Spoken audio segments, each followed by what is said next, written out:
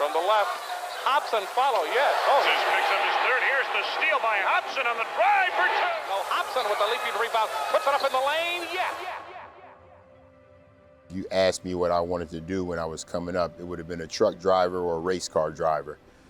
And basketball is something that I would mess around with, maybe outside, along with all the other sports that kids were playing, but I never had a passion, or I was never committed to the game of basketball. Went to Bowser and played as a sophomore, junior, and my senior year, but I think when I got to Ohio State, versus just going out playing it, I started understanding the game here. And once I started understanding the game here, then hey, it all took off.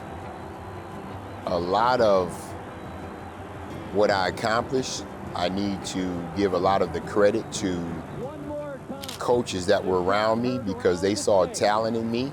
And I'm fortunate to have those people in my life because it paid off in the long run.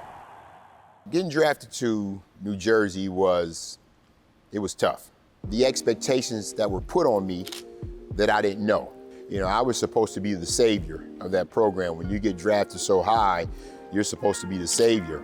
And you're reading things, negative things about yourself because of what they say that you're not doing to help this franchise become a winning franchise. It was tough as a young boy. I got better every year, and I actually led the team in scoring my third year before I got traded to Chicago. Now, when I got traded to Chicago, that's a different story. Hopson was the first acquisition this summer, sent to the Bulls from New Jersey for a draft pick. Dennis is now beginning to find his way in Chicago. I got a phone call saying that you were traded to Chicago. And when the word got out, everybody was excited about me being traded to Chicago. They were excited. I was the only one that wasn't excited. Why? Because I just started feeling myself as a player in New Jersey.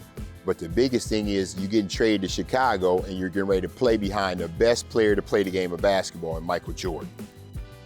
Those guys there, they had a goal, they were on a mission, they were committed. You know, they worked hard in practice every day, they knew how to win. So what it did for me is it brought back my joy. It brought back the competitive juices that I once had before I got to New Jersey because it was a dogfight every day. Able to play with some of the best players in the game. Actually, I played with the best player to ever play the game. And we won a world championship. So I can't beat that. I got traded to Sacramento, the Kings, 4 games into the second season. Again, I got a chance to play with Spud Webb, Mitch Richmond, Wayman Tisdale, guys like that, Anthony Bonner, Lionel Simmons, Randy Brown. And then after that, I went overseas the following year and spent 7 years over there. Played in big-time countries, had a great time. Basketball was very, very competitive. It's been the best thing ever, and I wouldn't trade it for the world. I never forget Ohio State was in the Final Four, and I went to a game, and Rolly Massimino, and he was in line getting his tickets for the Final Four, and I was behind him, and we started talking, and I told him that I wanted to get into coaching, and he said, I might have an opportunity for you. And I took the job, and I spent 2 years at Northwood University in West Palm Beach, Florida, 2008 to 2009.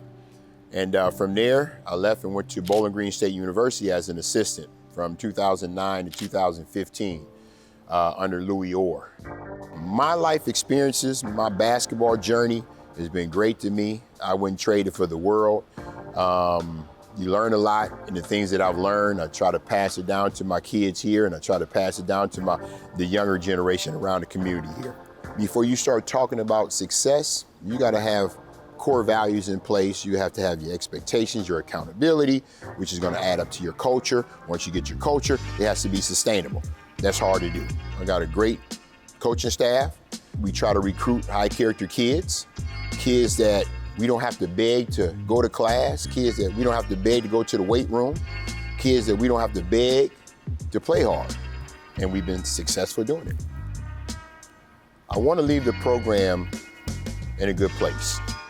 You know, if I move on, the next person to take this job, they're going to be taking a good job.